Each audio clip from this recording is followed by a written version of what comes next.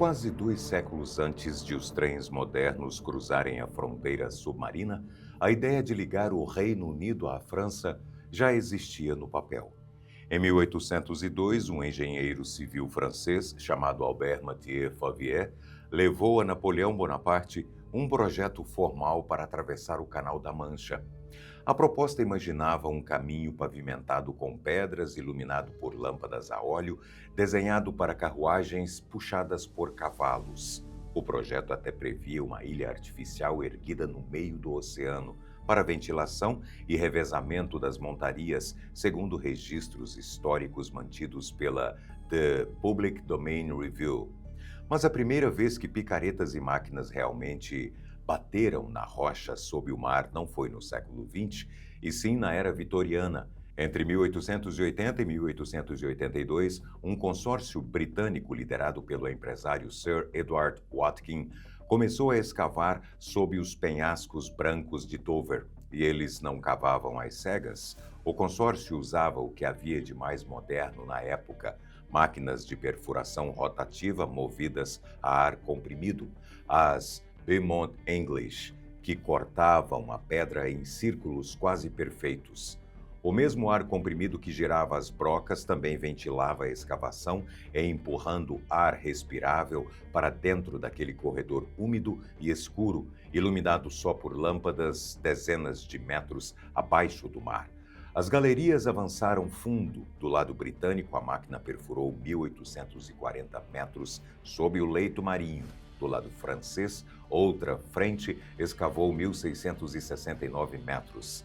A confiança era tanta que Watkin transformou a obra em vitrine política. Descia autoridades parlamentares e jornalistas até a galeria para recepções com champanhe servido ali embaixo, no fundo do mar, tentando converter entusiasmo em apoio público.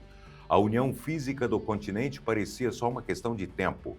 Foi exatamente nesse ponto que a obra parou, e não por causa da engenharia. Em 1882, o alto comando militar britânico se opôs ao projeto e obteve um embargo oficial que paralisou todas as operações e mandou lacrar as minas. Apesar de ser lembrado como um fracasso técnico, o projeto não esbarrou em nenhuma limitação da engenharia vitoriana diante do peso da água. A objeção era estratégica. A ilha dependia da supremacia da Marinha Real para sua defesa e, no entendimento dos militares, um corredor submarino abriria uma brecha nessa proteção, permitindo, em tese, que tropas francesas cruzassem a fronteira por baixo do mar sem enfrentar a frota. Quem documenta essa transição entre o medo vitoriano e o renascimento do projeto moderno é Alastair Biggar, engenheiro civil que atuou como diretor assistente de construção na frente britânica décadas depois. Para ele, a ideia principal nunca morreu realmente. A organização que assumiu a obra a partir dos anos 70 sabia que a tecnologia não era mais barreira. O obstáculo era convencer a política. And kept it in front of government. It carried on having plans and how it was going to be done and how it would be organized. And so when Margaret Thatcher started to get keen on it, there was a body in the construction industry who were able to tell her exactly how it could be done and that they were ready to do it and just go and talk to the French Prime Minister and help us get it started, and she did. Quando a engenharia europeia colocou o projeto na mesa de forma definitiva na década de 80, ninguém mais temia exércitos cruzando a fronteira de surpresa. A nova trava a ser superada para não parar a obra envolvia diretamente o cofre dos governos.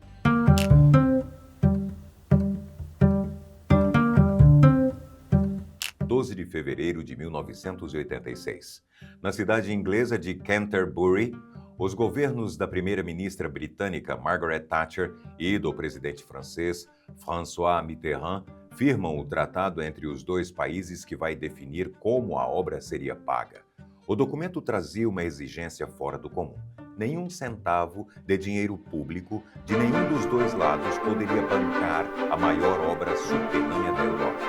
Todo o risco financeiro caía sobre bancos privados, investidores da Bolsa e o consórcio que tocava a construção. A regra tinha duas faces. De um lado, permitia tocar a obra sem mexer no orçamento do governo nem dividir a conta com o contribuinte. Do outro, jogava todo o peso do prazo sobre os engenheiros. Como o dinheiro vinha emprestado de dezenas de bancos internacionais, cada dia de atraso na escavação virava milhões de libras a mais em juros sobre a dívida. Na década de 80, o orçamento inicial da obra inteira foi fixado em 4,8 bilhões de libras. Mas quando as máquinas começaram a cortar o fundo do mar, o terreno de verdade embaixo da água se mostrou bem mais difícil do que o previsto no papel. Os projetistas tiveram que incluir sistemas de segurança que não estavam no plano e refazer os equipamentos para aguentar o solo instável do lado francês, o que freava o avanço dia após dia e, a cada semana perdida, fazia o relógio dos juros girar mais rápido. Na inauguração, em 1994, o custo final da infraestrutura havia saltado para 9,5 bilhões de libras. Hoje é como ler em fóruns que a obra custou 15 bilhões de dólares, mas esse número sozinho ignora o contexto. O valor em dólares inclui também os juros que esse grupo totalmente privado foi acumulando com os bancos e acaba misturando o custo do empréstimo com o custo de construir. A obra física em si ficou na casa dos 9,5 bilhões de libras, conforme a documentação da Institution of Civil Engineers, a entidade britânica de engenharia civil. O estouro bilionário quase quebrou o consórcio. Britânicos e franceses precisavam acelerar a escavação e se encontrar no meio do oceano o mais rápido possível, só que as duas nações não estavam furando o mesmo tipo de chão. Saindo do túnel, por alguns segundos, a Copa de 2026 começa essa semana e quem é Brasil sabe que é a hora de torcer. Em parceria com a Netshoes, a gente tem vários estilos de camisas do Brasil, todas lindas para você torcer com a cara da seleção. Vale dar uma conferida e escolher a sua antes do apito inicial, viu? Tá tudo no link da descrição ou no QR Code aqui na tela.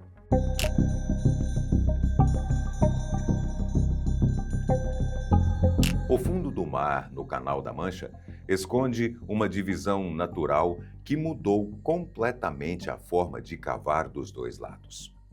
Para furar dezenas de quilômetros sob a água, a obra usou uma frota inteira de máquinas perfuradoras gigantes, as chamadas tuneladoras, 11 delas trabalhando ao mesmo tempo embaixo do mar, sendo 6 do lado britânico e 5 do lado francês. Muita gente imagina que essas 11 máquinas eram todas iguais, mastigando o mesmo tipo de terra de uma ponta à outra. Mas as fichas técnicas das fabricantes mostram o contrário. A The Robbins Company, uma das empresas pioneiras na construção dessas máquinas perfuradoras, detalha que o tamanho, o peso e a tecnologia de cada tuneladora foram feitos sob medida para o tipo de rocha que ela ia encontrar pela frente. O lado britânico tirou a sorte grande. A rocha ali era principalmente marga calcária, uma espécie de giz seco e compacto que funciona como uma parede impermeável natural, ou seja, a própria pedra já segurava a água do mar lá em cima. Com esse chão estável, as 6 máquinas britânicas podiam trabalhar com a frente aberta, trituravam a rocha rápido e iam montando atrás de si os anéis de concreto que formam a parede do túnel, sem risco de a escavação desabar sobre os operários. Do outro lado, os franceses encontraram o oposto. O solo francês fazia parte de uma dobra gigante nas camadas de rocha formada há milhões de anos pelo movimento da crosta da Terra. Essa rocha estava toda trincada e, por essas rachaduras, jorravam jatos de água salgada sob altíssima pressão direto na frente das máquinas. Para não afogar a obra, as 5 máquinas francesas trabalhavam de um jeito diferente. Em vez de cavar com a frente aberta, elas trituravam a lama e a mantinham presa sob pressão de propósito, dentro de uma câmara de aço fechada na frente da escavação. Na prática, a máquina usava a própria terra que cavava como um escudo, empurrando de volta a água do mar que tentava invadir o túnel. As principais máquinas francesas, as que abriam os túneis maiores por onde os trens iam passar, tinham 8,8 metros de diâmetro, quase a altura de um prédio de 3 andares, e pesavam 1.100 toneladas cada. No total, eram mais de 12.000 toneladas de equipamento empurrando o continente em direção à ilha, o equivalente ao peso de mais de 10.000 carros populares. O desafio seguinte era garantir que 2 dessas estruturas gigantescas vindo de países diferentes não passassem direto uma pela outra no escuro.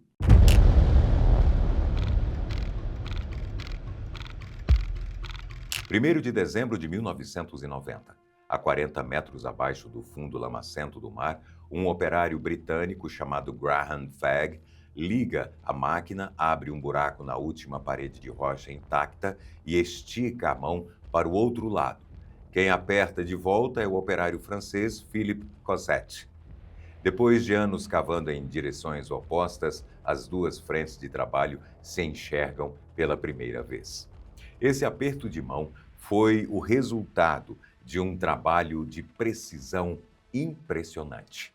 Cavar dezenas de quilômetros em linha reta debaixo da água é cego de verdade. Não dá para usar satélite nem sinal de GPS, porque nenhum sinal atravessa tanta rocha e água salgada.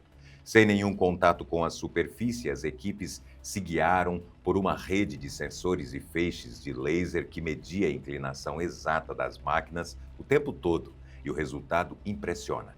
Depois de furar o oceano às cegas, os 2 lados se encontraram com uma diferença de apenas 35,8 centímetros para o lado e menos de 8 centímetros na altura.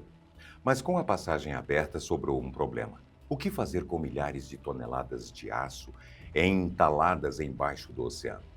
Nos anos seguintes, espalhou-se o boato de que todo o maquinário foi simplesmente abandonado lá no fundo por ser caro demais para resgatar.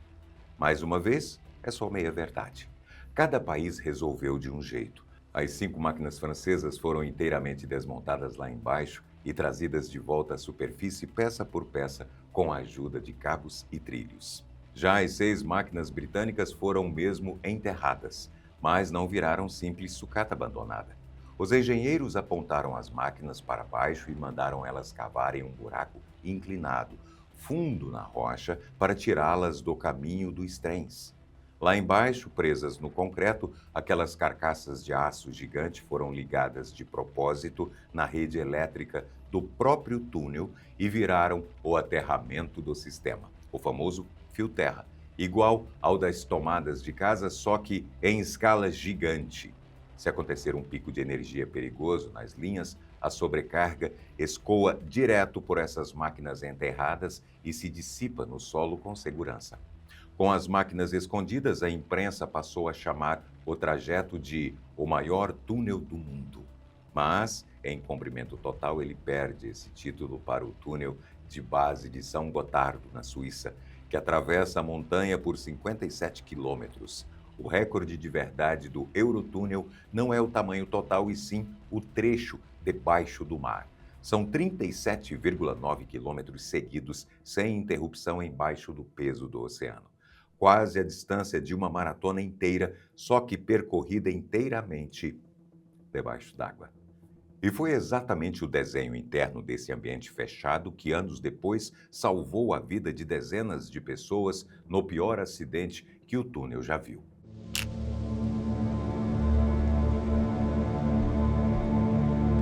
O nome Eurotúnel passa a ideia de um corredor único. Na prática, são 3 túneis separados, correndo lado a lado a uma profundidade equivalente a um prédio de 15 andares debaixo d'água.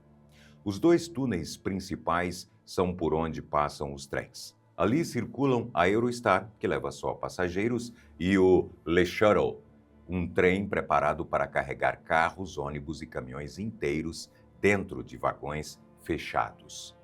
Bem no meio desses 2 túneis fica o chamado túnel de serviço. Ele é menor, não tem trilhos e serve para os veículos de manutenção.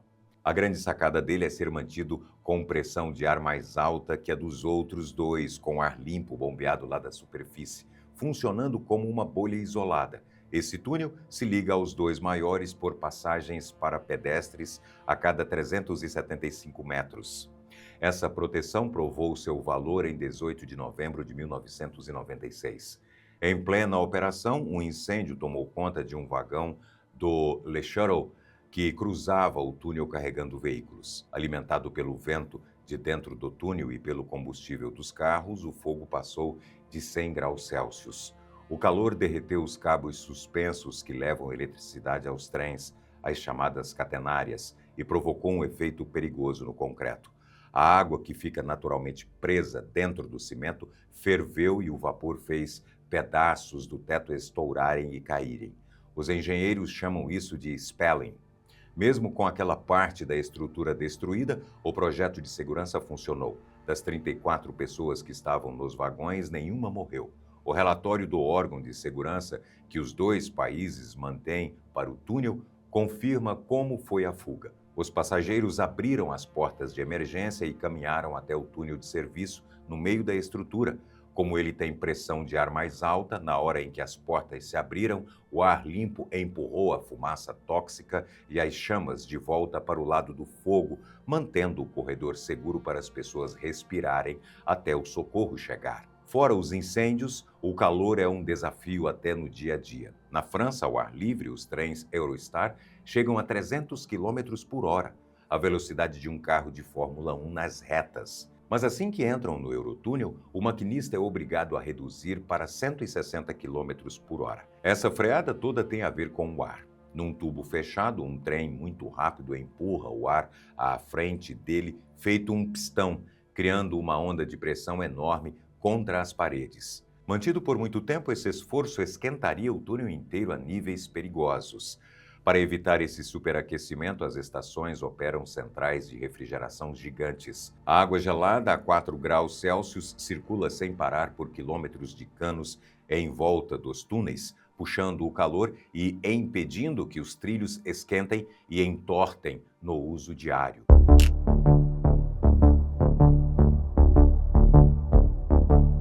Passados os perigos e os recordes, o que o Eurotúnel virou no dia a dia é uma das ligações fixas mais movimentadas do planeta. Atravessar o túnel leva cerca de 35 minutos de ponta a ponta, a maior parte deles correndo direto embaixo do mar, sem o passageiro nem sentir a água lá em cima. E não para nunca, dia e noite. Hoje, uma fatia enorme de tudo que cruza entre Reino Unido e o continente passa por baixo do mar, em vez de enfrentar a travessia por cima da água. O que começou como um sonho de engenharia virou, na prática, uma rota que os dois lados já não conseguem mais dispensar. Só que toda essa rotina depende de um mundo escondido que o passageiro nunca vê. Lá embaixo, uma rede de sensores e câmeras vigia a estrutura sem parar 24 horas por dia para que tudo continue funcionando como se fosse simples. O Eurotúnel não é um troféu feito para vencer a natureza de uma vez e depois ficar lá intocado. É uma estrutura de sobrevivência contínua. Todo dia, bombas tiram a água que se infiltra e os sistemas de refrigeração seguram o calor. O recorde que está debaixo do mar luta diariamente só para continuar de pé. Se você curtiu o vídeo, já deixa o link, se inscreve no canal para não perder os próximos. E para continuar comigo nessas histórias de engenharia que parecem impossíveis, venha fazer parte do nosso clube, se torne membro do canal Top 10 e tenha acesso a vídeos exclusivos. Mais informações na descrição. Um abraço, até o próximo vídeo.